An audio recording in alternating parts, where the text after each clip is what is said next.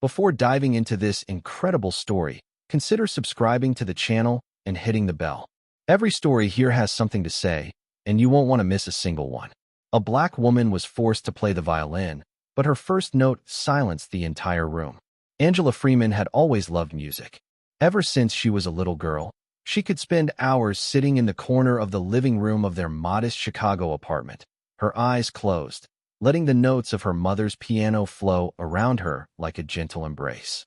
Her mother, Lillian Freeman, played with a passion and mastery that fascinated Angela, even though she herself couldn't afford music lessons due to the family's tight finances. For Angela, each melody was a moment of escape, a refuge from the harsh reality of their neighborhood, marked by segregation, poverty, and often judgmental stares. In a world where opportunities were reserved for children from wealthy neighborhoods, Angela knew that her childhood dreams, lulled by symphonies and harmonies, were not hers to realize. She observed the white children who attended private schools, who had private teachers, new instruments, and performances where their parents proudly applauded. She watched from afar, aware that the barriers she had to overcome were much higher than those of mere musical notes. Her uncle, Marcus Freeman, was a key figure in their community. Respected and feared, he was a hardline man who believed that to be successful, one had to conform to strict rules, especially for a young black woman. Marcus had grown up in a different era, with a harsh and often rigid vision of what success should look like. He firmly believed that Angela should represent their family in circles where black voices were few, if any, heard. When Angela was 17, everything changed abruptly. Marcus arrived one evening, his expression cold, into their small living room where Angela had just finished her math homework. He placed a shiny black violin in front of her. The instrument seemed almost an object of art, but to Angela, it was a complete stranger.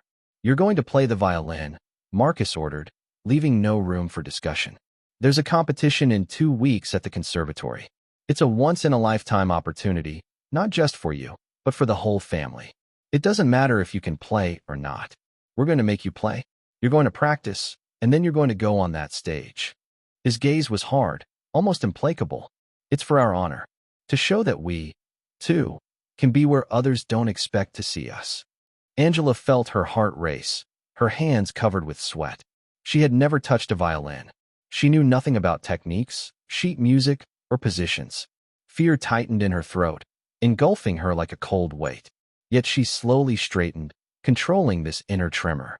She couldn't afford to appear weak in front of her uncle, or even in front of herself. Giving in to fear would be worse than playing badly. She picked up the violin carefully, as if holding a fragile secret.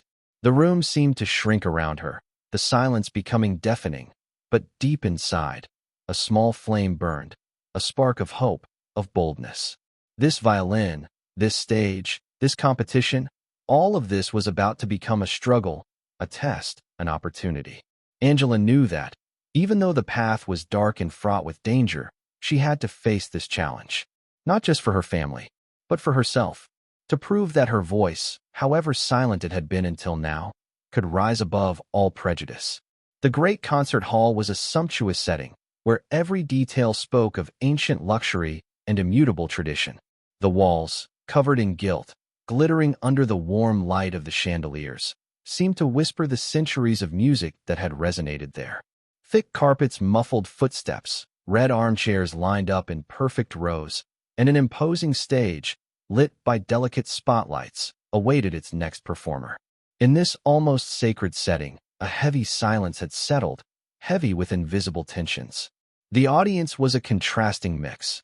On one side, the white elite, dressed in impeccable suits and long gowns, displaying an almost arrogant pride in their classical culture, convinced of their exclusivity. On the other, a few faces from black neighborhoods, invited with reserve, watching with curiosity mixed with apprehension. Gazes laden with history, stifled hopes, and old wounds. When Angela Freeman's name was called by the presenter, a low murmur rippled through the room, quickly drowned out by silence. She walked forward, her step firm but her heart pounding, aware that every glance she looked at was a judgment, a challenge. On stage, she faced the judges, a row of stern, white faces with penetrating eyes, some of whom scrutinized her with a mixture of condescending curiosity and incredulity. These judges embodied tradition, high standards, and perhaps, unconsciously, the barrier to be crossed. Angela gently placed the violin under her chin. The cool texture of the instrument against her skin awakened a new, almost strange sensation within her. She closed her eyes for a moment, inhaling deeply the air laden with the scent of polished wood and antique chandeliers. In that brief silence, she searched deep within herself for the strength that would transcend fear. Her fingers slid awkwardly over the fretboard, still hesitant. She felt the weight of the gaze, of the expectation, but she let a dull energy rise within her, an inner fire. Then, finally, she took one last breath and let out the first note. It was clear, pure, vibrant, like a ray of light piercing the darkness. That note transcended everything the eyes could see, everything the mind could judge. An absolute silence fell, more powerful than any past whispers or judgments. It was a declaration, an affirmation. Angela was no longer that constrained, fragile, and hesitant young woman. She had become an artist, the bearer of an undeniable truth, a dignity that no one could take away from her. The faces around them froze. The judges stopped whispering. The audience held their breath, hanging on every vibration. As Angela played, the music wove a complex and profound story, a story of indomitable hope, buried pain, silent struggles, and stubborn resistance. Each note seemed to break the invisible chains of discrimination, sweep away ancestral prejudices, and loudly reclaim the full and complete existence of a young black woman in a world that wanted to silence her. The hall was no longer just a performance space. It became the scene of a liberation, of a universal message carried by the voice of Angela's violin, a message that went far beyond music.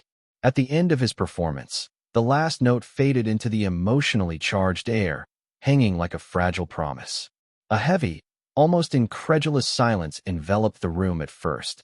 Then, suddenly, a thunderous, irrepressible applause erupted, vibrant, irrepressible, breaking the silence that had frozen for so long. It was as if the gilded walls themselves had begun to vibrate under this unexpected ovation. Among the audience, several members of the white elite, some aristocrats at first skeptical, their brows furrowed, doubting the legitimacy of this young black woman on their sacred stage, rose, slowly at first, then with genuine fervor.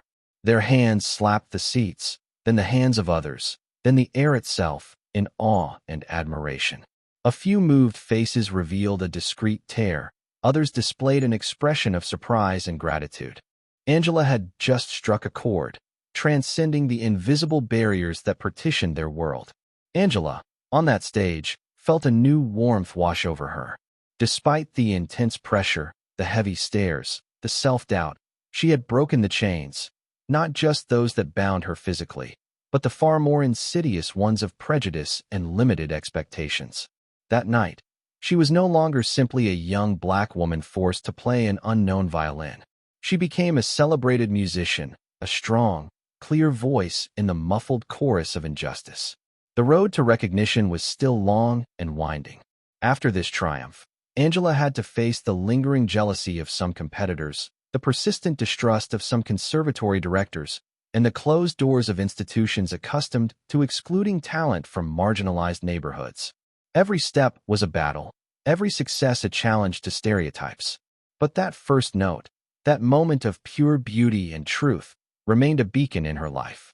She became more than a musician, a source of inspiration and a living symbol of hope for her community. Angela then chose to devote part of her energy to being a mentor to the young people in her neighborhood, to those who, like her once, viewed their dreams with suspicion, locked in the silence of fear. Through her classes, workshops, and encouragement, she showed them that with passion, courage, and determination, it was possible to transform a challenge into a resounding victory.